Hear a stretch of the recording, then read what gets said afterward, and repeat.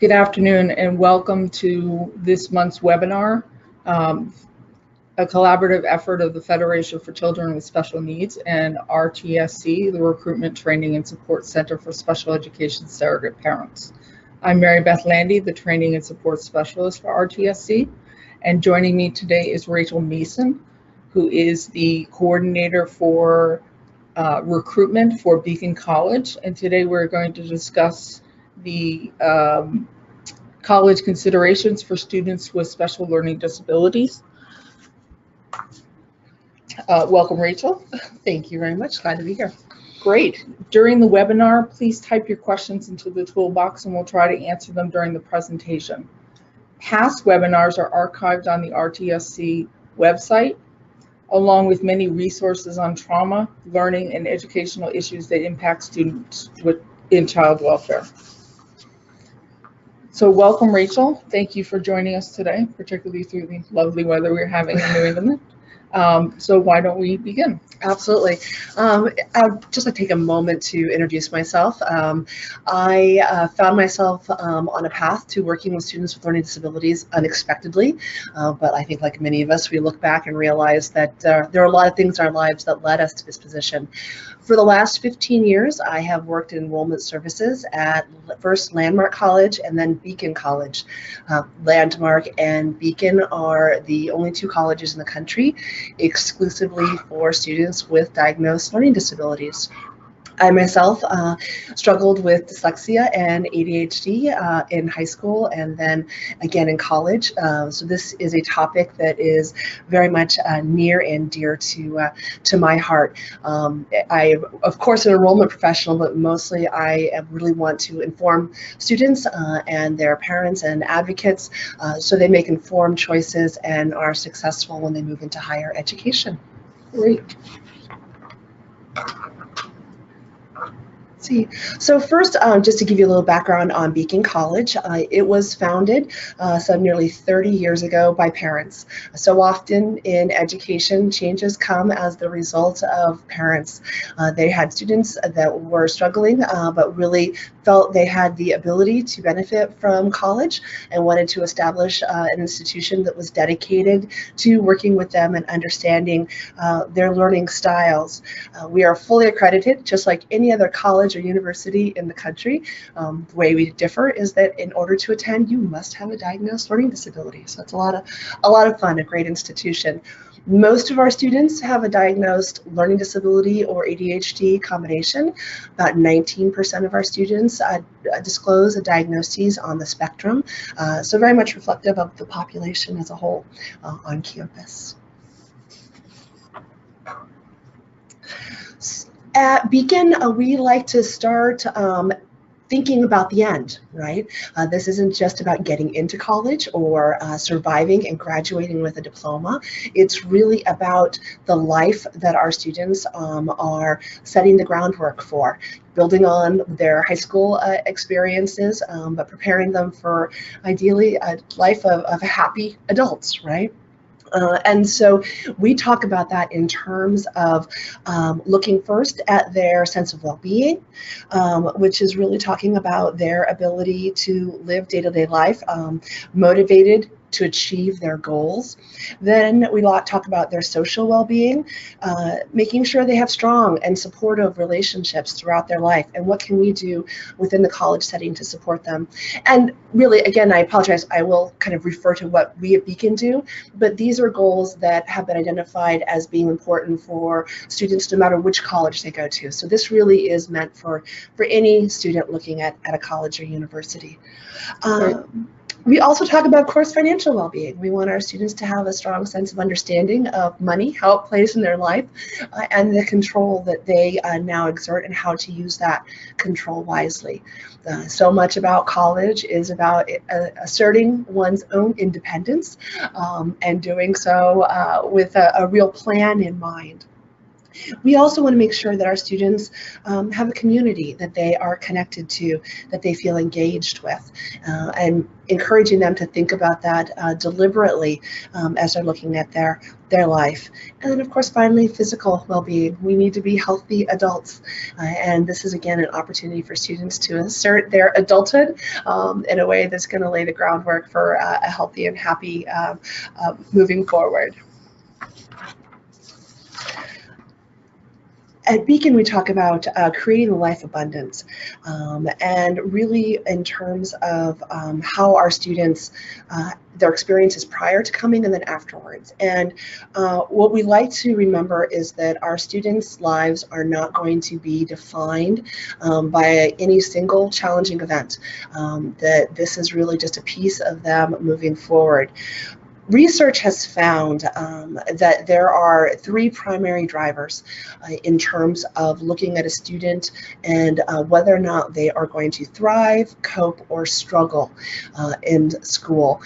And of course, I like to remind everyone that in terms of looking at these different factors, that they are cumulative.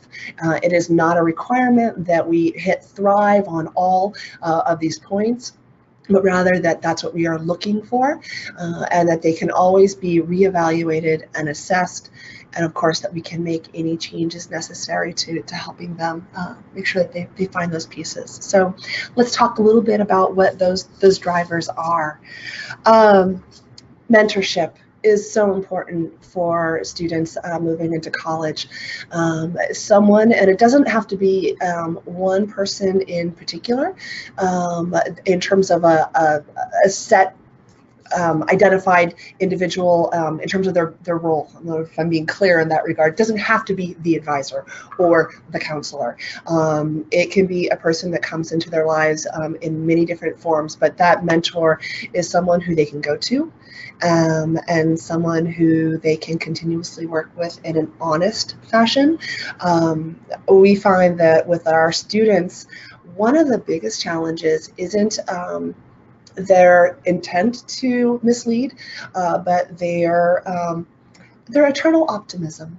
Especially when it comes to working with people who have their parents, their foster parents, that sort of role. We tend to like to report on how we intend the semester to end. You know, once I turn that grade in, I will have, or once I turn that paper in, I'll have a B. That doesn't, though, allow for a lot of room to help support a student in the challenges that they're experiencing. So really guiding them to seek support throughout their education. So finding that person they can be honest with and receive feedback from. Can you expand on that a little bit more concretely for in terms of looking at someone who that they can, who understands their learning style, then can give them feedback, act as a mirror to what they're experiencing, to validate that the challenges that they are experiencing are not unique to them, that other students have experienced it. I talk a little bit about this later, but we often find students tend to mirror each other in that everything is okay. Everything is okay. So having someone that you can talk to that that can then talk to you about what to expect going into college, what it's going to be like in terms of meeting with your advisors, meeting with your professors for the first time. Also negotiating things that perhaps will seem trivial in day-to-day life, but are so important for any student. But such as knowing where the dining hall is and when the food is available, noting what it means when selecting that dining menu in terms of your plan for the semester. Are you going to eat every meal? Are you going to eat some of your meals? Then what does it mean to have an off-campus card? Knowing where the laundry facilities are. Perhaps they aren't like they were when I was in college and no longer use quarters. Instead, it's on a student ID. Times have changed. I'm learning to appreciate that. Trying not to date myself. The technology may have changed, but the mechanics of going through those motions, building time into your life for all those pieces. So having someone, a sounding board, ideally that you already have an established relationship with going into college, because of course there's so many new things. It's good to have that rock that you can return to, and letting students know that this is important. Again, we'll be kind of touching on it some more, but a reoccurring theme is that this is a time when most adolescents are going to attempt to assert their individuality and their independence. But the truth is, for all students, but particularly for students with learning disabilities, it is critical that they find a way to embrace their independence by asserting their individual needs. So assert that independence by being, I like to compare it to being at a restaurant. And are you the person that's going to say, you know what, this wasn't cooked to my liking, please take it back, and this is what I need. So being aware that you are a consumer, you are going to be advocating for yourself, and these individuals are here to give you what you need. What are your goals, and how are you going to get there? Okay, so these are things that actually the adolescent should be working on in high school. Absolutely, so. Absolutely. Unfortunately, in the way high school is set up, and this is kind of a personal take, we don't give our students an opportunity to fail and appreciate that as a learning experience. So students should be taking an active role, not only in their day-to-day life success skills, getting up on time, taking their medications, organizing their binders, but also a very strong role in their IEP meetings, for example, understanding their learning disabilities. And that ties into the self-awareness and self-advocacy. We find that many students are unaware of what their diagnosis is and or are unable to articulate it. We find that even if they are present during their IEP meetings, they tend to tune out. So often IEP meetings will focus on the deficits, identifying where the problems are, whether or not they're being addressed and remediated, or whatever the goals may be. It is critical going into high school, and just for one's own self-identity, to understand what your strengths are, to be able to leverage those, to use those in a way that allows you to select a college or university that's going to play to your strengths. And then at Beacon, we talk about it also in terms of long-term career aspirations. If you are not a person that is going to do well sitting still at a desk all day, then that, an accountant is probably not going to be a preferred a career. If you don't enjoy working with people, then certainly being a bank teller, not a great choice. But for students who are very tactile, really looking at something that allows them to be involved. So helping students think critically and focus on, what do I enjoy doing? Because that is the truth, right? We enjoy doing what we're good at. It's a human thing. And applying that in selecting the college, and then looking at career aspirations long term. Do you recommend, particularly in looking at incoming freshmen, that they've had a transition assessment done? Absolutely, and we can talk about that in terms of documentation. We encourage students, if they're able, to have their testing updated. It will give them the most opportunity to receive supports, but it also gives them an accurate picture of where they are today, to understand where their strengths and their challenges are, where their reading, writing, and math abilities are, what types of accommodations they may want to think about requesting when they go to those schools. And to have that information available in their junior and senior year is ideal, because you want to start those conversations before you've even decided on where you want to enroll. So looking at those schools, not only as to whether they have the major you want, the location, the size, but also, do they have the support services that are going to be, that I'm going to need to be successful? And that can be part of that discussion. It also is a common template that can help facilitate the discussion with support services. So you can advocate for yourself, but you can also bring your documentation. You're not expected to know this all, by the book in that regard. It's a process. Absolutely. Also, the embrace of a supportive community is another huge factor in terms of whether or not students are successful. And this comes back again to that mirroring. Is the community one in which, is this college campus one where students are in competition with one another, or are they indifferent to one another, or are they supportive of one another? And there's a lot of different ways to assess that when looking at a school. And part of that isn't as though there's a score sheet. You can't go and just pick out a list and see which college has the most supportive community. Part of it is going to be whether or not you connect to that community, and that'll differ from individual to individual. So there's not one best college. It just depends on who you are and what you're looking for. Okay. I apologize. Not only are we dealing with New England weather, but also, of course, the back to school cold that must kick in just before holidays. So I wanted to then touch on just some of the good news in terms of education and learning disabilities. It is improving, and higher education is certainly part of that wave. Students and neurodiversity in general is really being embraced. This is a piece of that larger diversity model at colleges and universities, and it's challenging schools in terms of how they structure their academic curriculum. It's certainly being taken into consideration in the admissions process. And by that, I mean, we'll talk, I keep saying it's always a little later. It's being taken into consideration when looking at the context of students' academic history. But it's not as taboo as it once was. Actually, we find that it's not so much the schools don't want to talk about it, it's that the students don't want to. But once they start the conversation, the doors open up. Colleges are, ultimately institutions that produce students with diplomas, and so they want to make sure their students are successful, and they are active in trying to make that happen. So they're a little slow moving, but their intent is there, and you can find some really good eggs. Also, the understanding of learning disabilities and different styles is being, again, incorporated in academic models. We talk about universal design in education and its application at colleges and universities. Universal design is often thought of in terms of accessibility of the physical layout.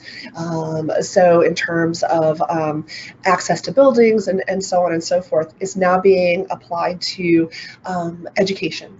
So rather than designing an education plan that is specific for a student, it's trying to create a curriculum that's accessible to all types of learners. And that is critical for the success of students with learning disabilities, but has been found to be beneficial for all students. So though it may not determine whether or not they graduate, for the neurotypicals, it does improve their success rate. So that is important. And there is also a lot of focus on student retention, so that thriving, coping, and struggling.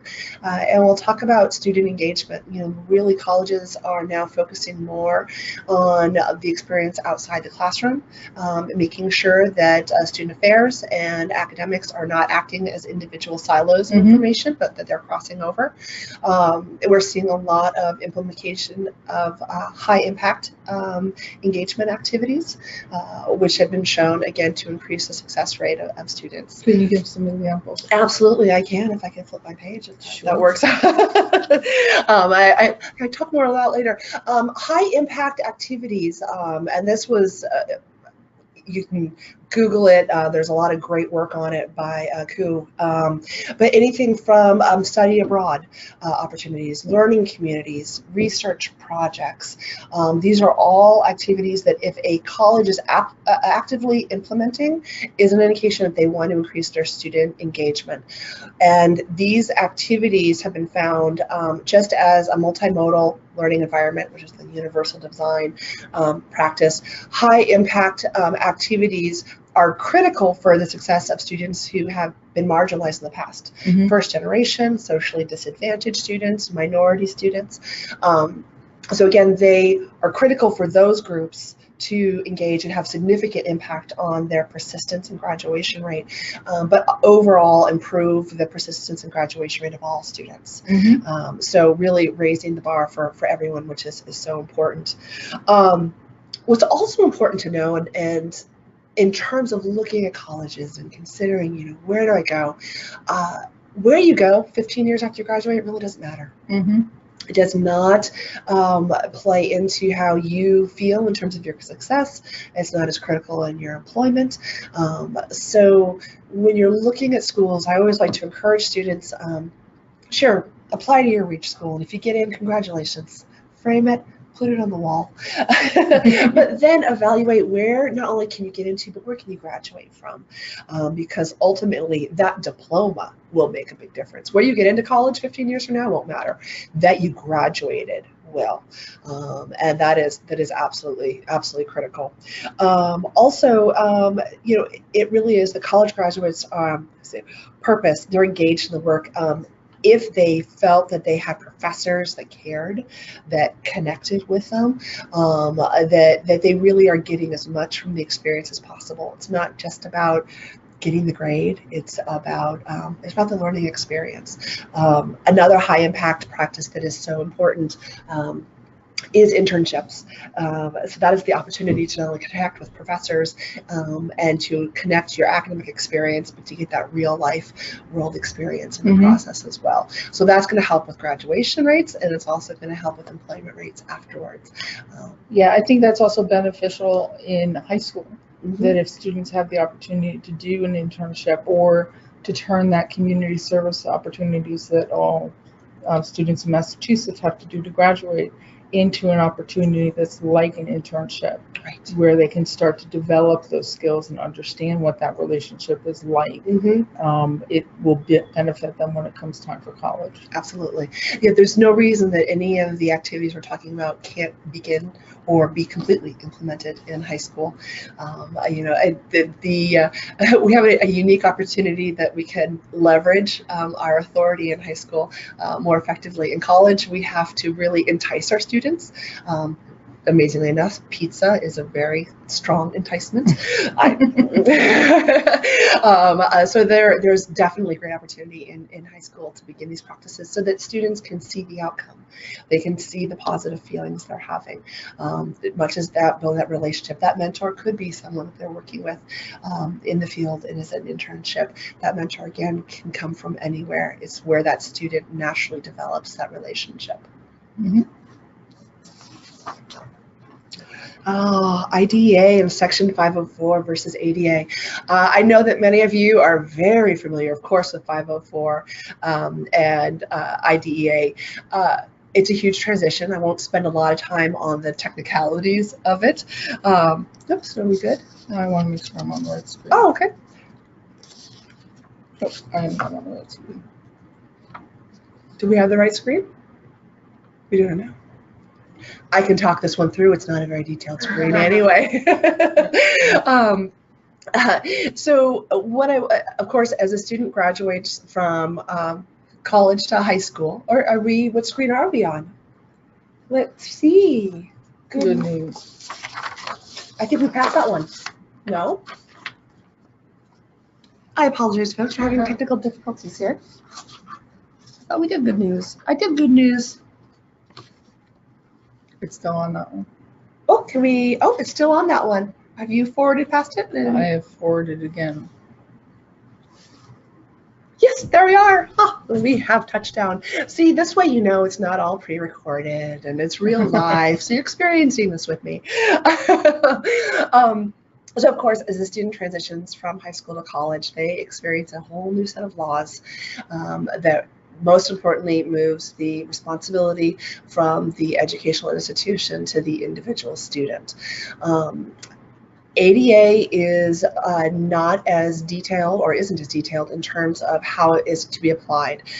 It requires that colleges and universities provide reasonable accommodations, and then leaves that to the institutions to determine what those accommodations are, and ultimately, if there's a disagreement between the student and the institution, to be resolved through litigation.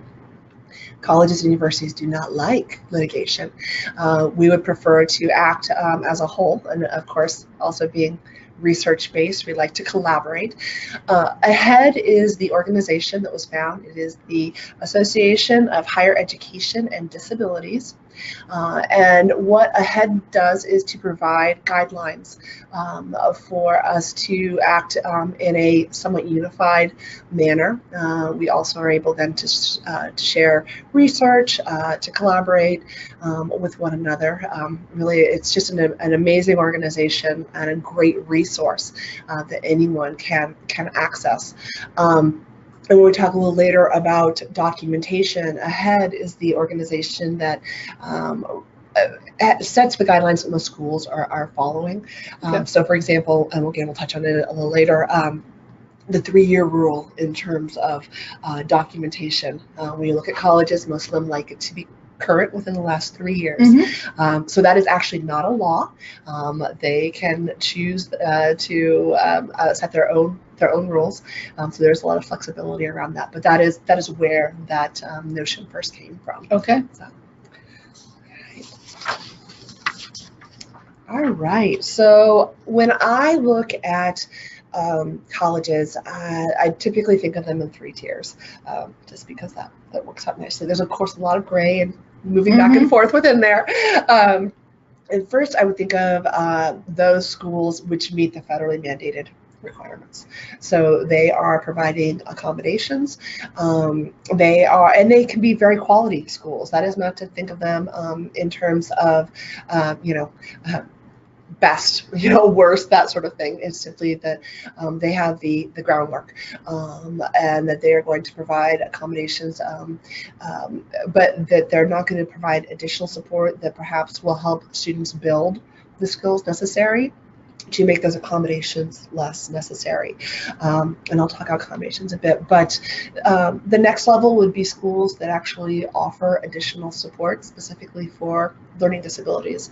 And this would be schools that have programs that are voluntary, that perhaps may need additional application, may come with an additional fee. Such as disability service offices? No, more like, so for example, the gold standard is the University of Arizona's SALT program. So the University of Arizona, of course, has their federally mandated student support services that everyone has access to.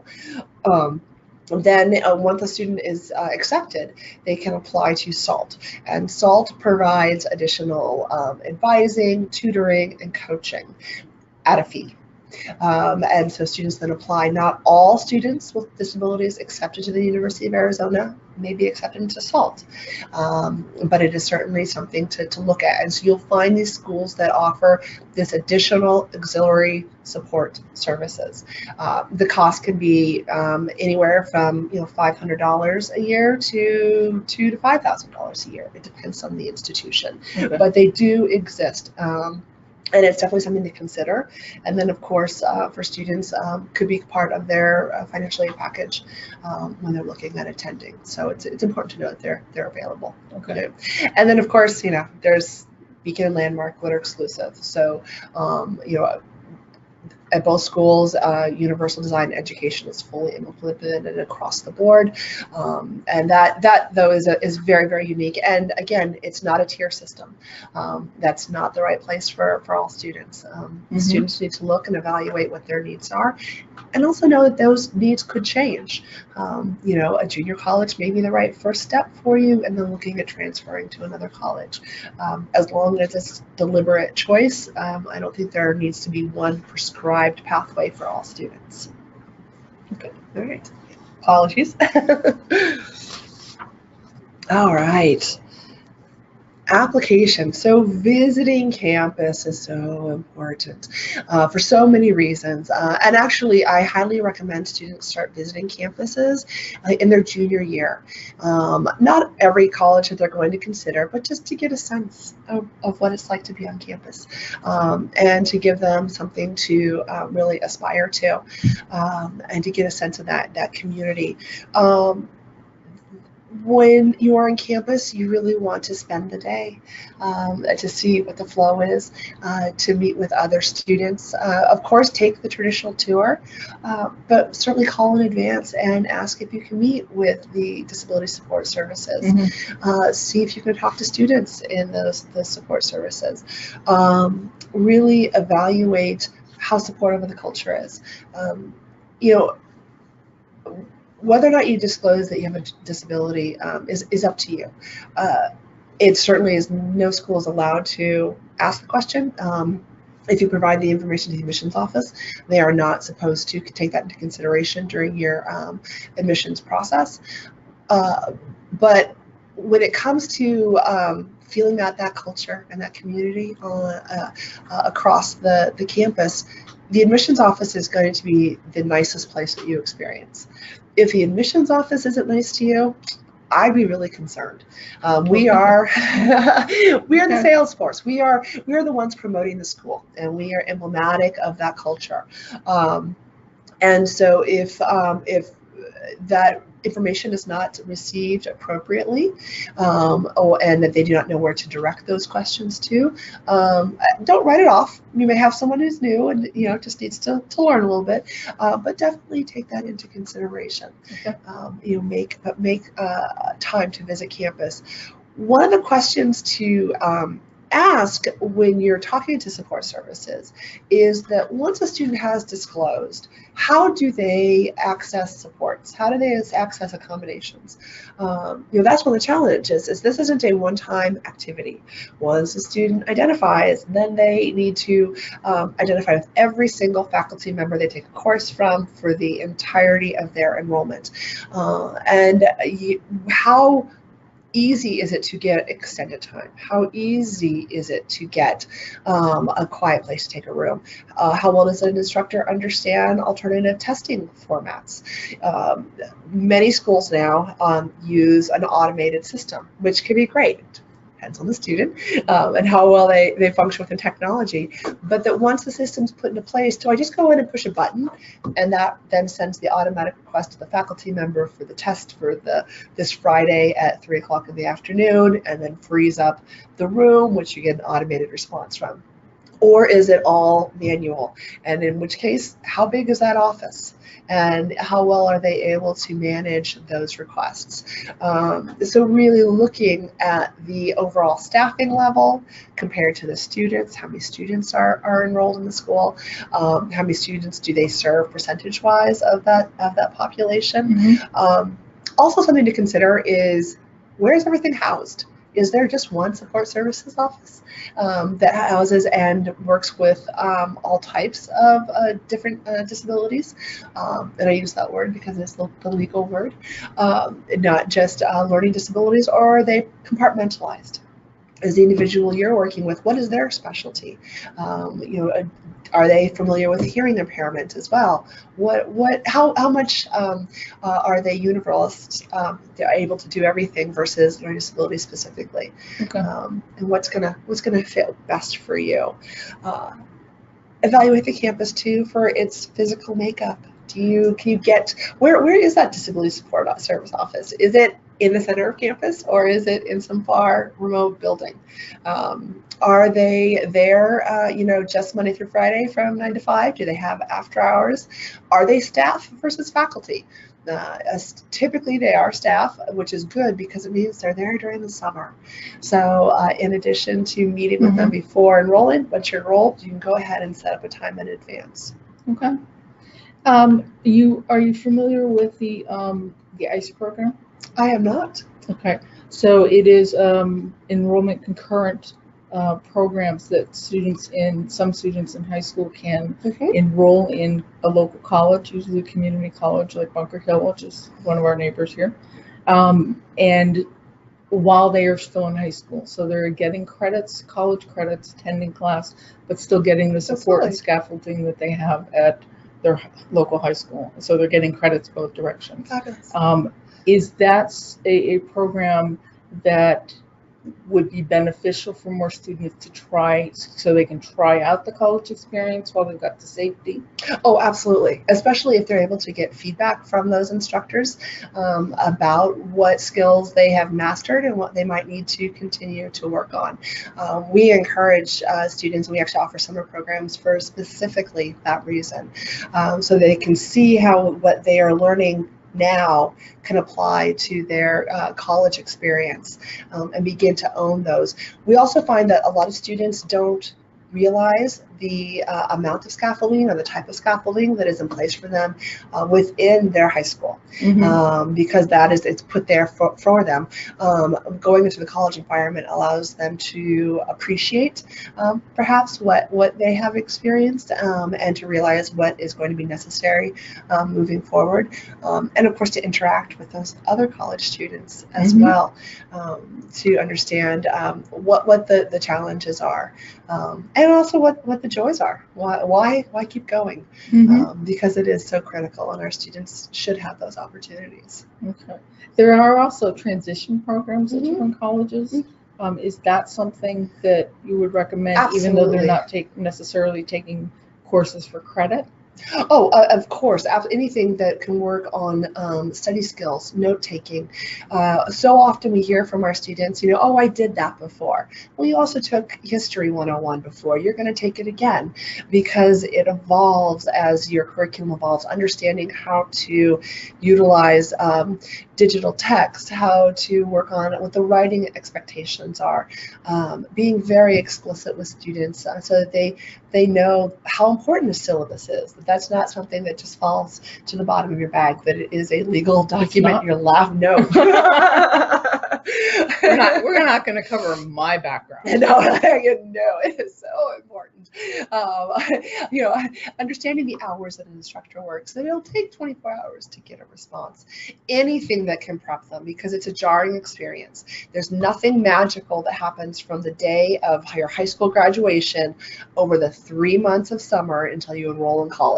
You are not going to mature significantly. If anything, you may take some steps backwards, having fallen out of that routine of going to school. So anything that can help ease that transition, provide a bridge, is absolutely critical, and has been found to be important in terms of a student's transition, especially if the college or university offers the transition program themselves. Certainly there are all sorts of transition programs, but if they have an intensive orientation program for their freshmen, and many schools do, again, this ties back into those populations that have been at risk, benefiting significantly from that type of program.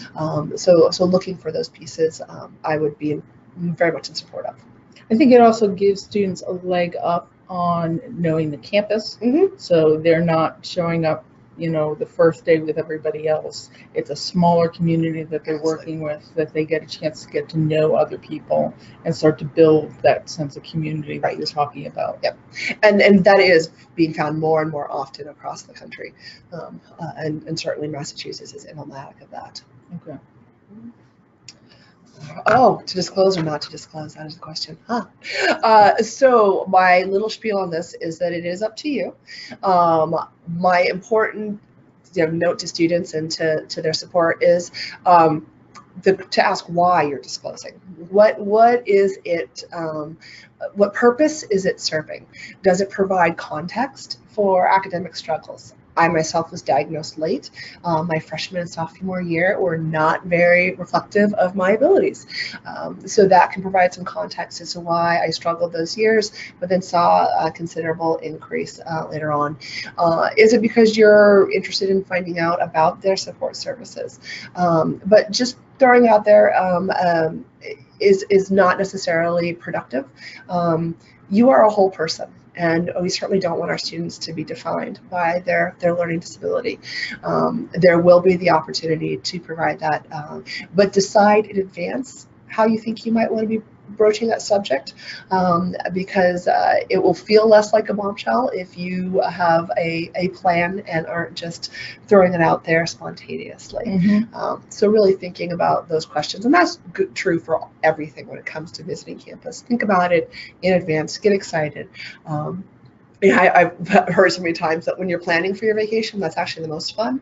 A lot of times it's with college, just to make that fun. Go online, check it out, see those videos. There's so many different opportunities to engage and think about and plan what you want to do, which dining hall you want to eat in, all of those factors. And certainly that can be part of it as well. Okay. Are there particular questions that students, particularly students who are coming from highly structured environments, should be asking when they're visiting campuses, as opposed to, so what's the football team, Yeah, certainly. I mean, it's good to know if you're going to be living in a residence hall. That's where you're going to find more of that's where that question is going to come into play. I think understanding if the staff is going to be available to you, because of course that is one of the biggest challenges is the lack of structure. Everything that a student engages in is going to be their own responsibility. They're optional. Whether or not you use coursework support services, whether or not you go and visit with your professor, that is going to ultimately be on you. So that it's understanding that those structures are gone. And I think that's where those transition programs come into play. There isn't a place in my little spiel here to touch on it, but I'll do it now. One of the biggest questions we receive at Beacon, where we have incredible structure and support and networking, is the question of medication management. And who's going to make sure that my child takes medication? And my response typically is, have you asked your student if they want to take their medication? Because 9 times out of 10, it is the family that is generating the question. The student has no intention of continuing it, and there's no amount of pill boxes, automatic refills that is going to make up for that. And college, the first day of school, is not a good time to go cold turkey off of whatever it is you're currently taking. And so what really needs to happen there is certainly a piece to help support a student. We have to start from the assumption that a student wants to take it. If they don't, then that conversation needs to be had with the parents, the foster parents, and the medical provider to realistically understand what their choices are. Good point. Yeah, very good point. All right then. So those wonderful assessment documents. And I'm going to go back to that 3-year rule in terms of this. So that is just a guideline. It is not a law. Actually, AHEAD has made recommendations that the primary source of documentation should not be these documents, but rather an interview with a student that is relaying their experience, what has worked in the past, and what the school can provide. That is ideal. That is not necessarily everywhere. Yeah, I really feel that, and have experienced many schools where documentation is a way of assessing a student, but may not necessarily be used as a barrier. So that if it's 3.5 to 4 years old, depending on the diagnoses, it may be sufficient. Many schools will review the information and then provide feedback about what they will ultimately need. What is important to keep in mind and why it's so critical to get this updated as close to graduation as possible is that the clock starts when a student enrolls. So as long as the documentation is current within 3 years, their freshman year, they're good to go for their entire enrollment at that college. If they transfer in their freshman or their sophomore year to another institution, the clock starts over. And so at that point, that's where the junior senior piece can come into play. To give students the most options, they need to have that documentation redone as close to graduation as possible. Okay. So of course, a copy of the IEP or the 504 plan. I do like to refer to them as a nice historical document, but history is important. It gives us a sense of what has been done in the past, what has worked, a roadmap, a template for the conversation. So whereas it does not dictate what a school must use, it can be very informative, and a student should have their own copy. There is nothing worse than trying to call special ed office. Yeah. Or your parents saying, please email me my documents. Yes. Get as many copies as you can, please, as quickly as possible. Transcripts, of course, official final will be important, and it gives, again, that sense of history to inform folks. They have to have a clearly stated diagnosis. Typically, if a DSM would be ideal, but it has to be explicit in terms of that piece. Cognitive testing. Most schools are looking for the Wechsler, ideally the adult scale, not the children's scale. Woodcock-Johnson cognitive is accepted at many schools as well, but Wechsler tends to be the one that they're looking towards. Achievement testing, and again, that is recent as possible, not only because it will be valid moving forward, but also because it's a reflection of where the student is currently. Okay. So we want to see that. Accommodations. This is your wish list. This is your, I can't refer to the Sears catalog for much longer, but this is what I like to think of as my Christmas shopping. Everything you could possibly want. Throw it up there. It's spaghetti on the wall. See what sticks. Accommodations, of course, extended time, quiet testing areas, but also things to think about would be early registration. Freshmen typically get the bottom numbers in terms of when they register, and so they're getting the classes that are 8 o'clock in the morning, that are the Tuesday Thursday classes, or all classes on Tuesday Thursdays or Monday Wednesday Fridays, whatever the case may be. Also, the least desirable professors. So have that as one of your requests, is that you have early registration. Note takers, digital text for all of your assignments and reading materials. Housing. This is something that we're seeing a lot of in student affairs. Oh, yes. So single rooms. You will not be unique in requesting that if you're a student, for example, who is on the spectrum or has ADHD needs, and we haven't really even touched on anxiety and depression, because of course our students are umbrellas and have many diagnoses. In that regard, the school will do its best to meet the request. The earlier the request comes in, the more likely you are to get it. Okay. Because they cannot build. They are not required under ADA to build a dorm because you need a single, and you're making that request in August. That needs to be in advance. And what's interesting to note with that is, in terms of housing, that a lot of times your housing deposit and housing selection is actually due earlier than your enrollment decision. There's guidelines about when colleges can require you to make a decision on enrollment, but not about housing. So you need to look at that housing timeline if you're going to make those requests, get them in time. Yeah, these are our bureaucrats. In the end, they like their paperwork. They like it completed and in on time and together. And if you deliver it with a smile, that doesn't hurt as well, not in the least. Do you find, though, that this population of students in a single is successful, as opposed to having a peer who is saying, turn off the TV at 2:30 in the morning, that's modeling, doing homework? It depends on the student. Okay. For some students, and there you could look to see how robust the student affairs department is, how much they're going to work to pull students out. Certainly there are studies that have shown that having a roommate does increase the likelihood of engagement in their freshman and sophomore years, but those are neurotypical, or just the population as a whole. Okay. Rather, so there aren't studies that I'm aware of that look specifically at those types of diagnoses. So I think the real question then to have a conversation with the student, with their foster parents, guardians, and their practitioner, their primary practitioner, is whether or not this is something you want or something you need. Emotional support animals are welcome on campus. Is it something you want, or is it something that you need? And so really deciding where that factor is.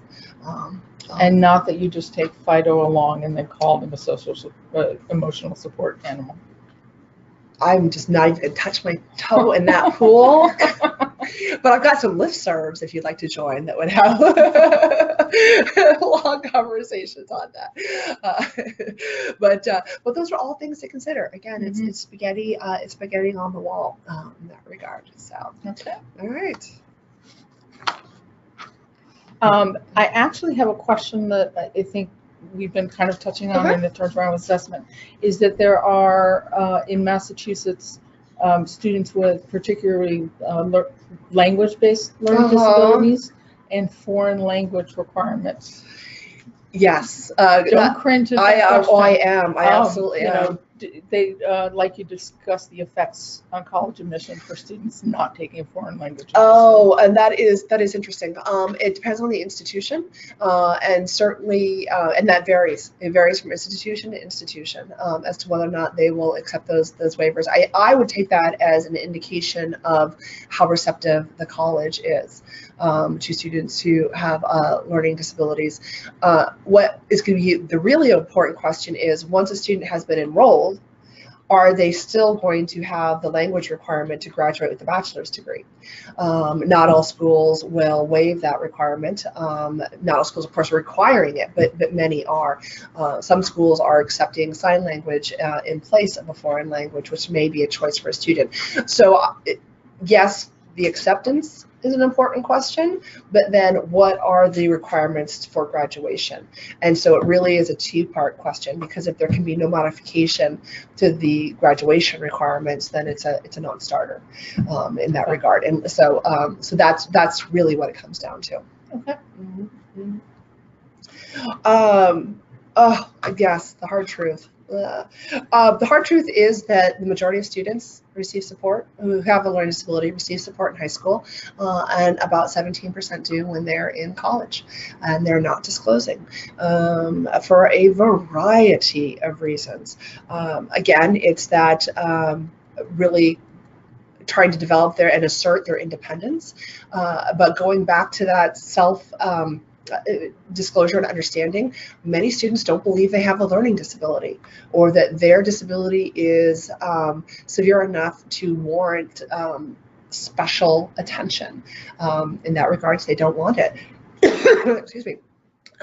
So it really ties back into that piece. There's so many pieces of it, but the students cannot help. Oh, we're now on the next page. There we go.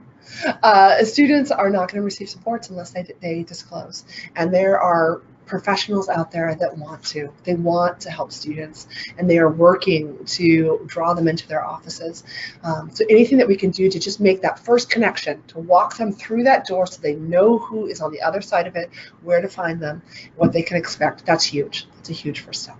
Now, am I correct that a student needs to disclose to each professor individually? Yes, that is true. So, but every school will handle that differently. Learning disabilities are covered as a medical diagnosis. And so the support service office is not allowed to disclose a student's diagnoses unless they have permission. Some schools will help facilitate that communication. They may have a form, standardized letter that is sent out, but they may require that each student go individually to the faculty members. And so it's important, that goes back to that automated piece. How easy is it to initiate contact? But I don't want to play down how challenging that is. Every faculty member is different. They're going to respond differently. That's why it's so important to have that mentor, that person you can go back to, who can give you back positive reinforcement. I know myself, with the first day in junior college when I went to the support services, I was told that I obviously did not need supports because I was too smart and I was taking advantage of the system. And I never went back. And I failed out of that junior college. So we all know that one negative interaction overshadows 10 positive, or whatever number you want to choose. So having that mentor is so critical, and understanding the system to communicate, and already to let students know that to validate that they are not only are they entitled to, but they deserve. This is what they need to be successful, and that's where we want to see them. Is we want to see them not only get into college, but graduate from college. Yes, absolutely.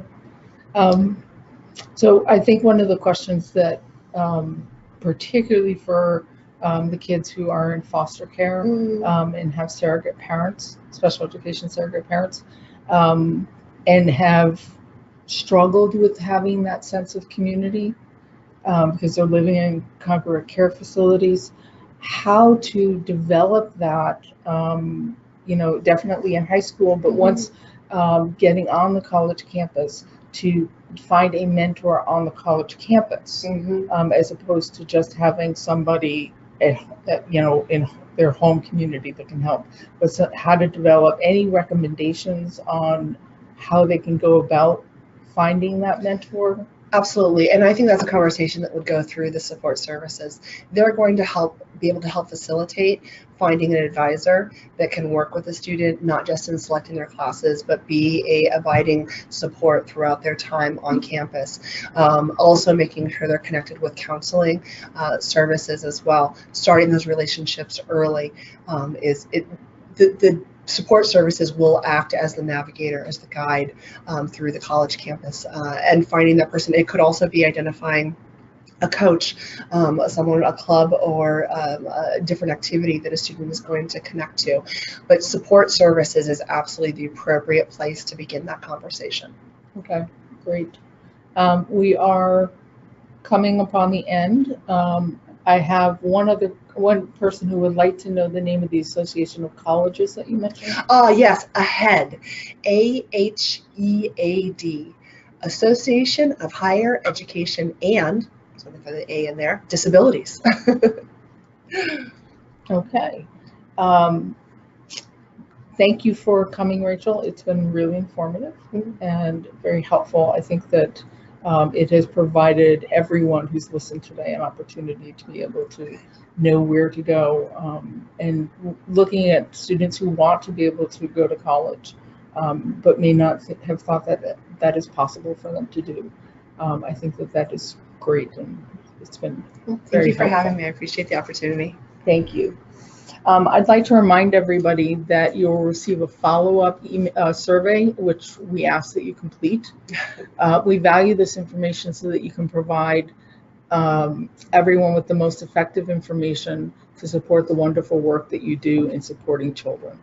As a quick reminder, we will be sending out a notice about what our December webinar is going to be. So we ask that you register for that early.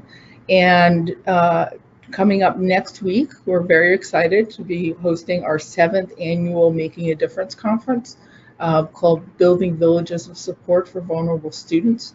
We know you've all registered for it, so registration actually has closed, but if you're still looking for details about the conference for next week, please go onto our website and you can find out information about what time to be there, what time networking is, when the coffee is put out, because that's the most important, when breakfast available,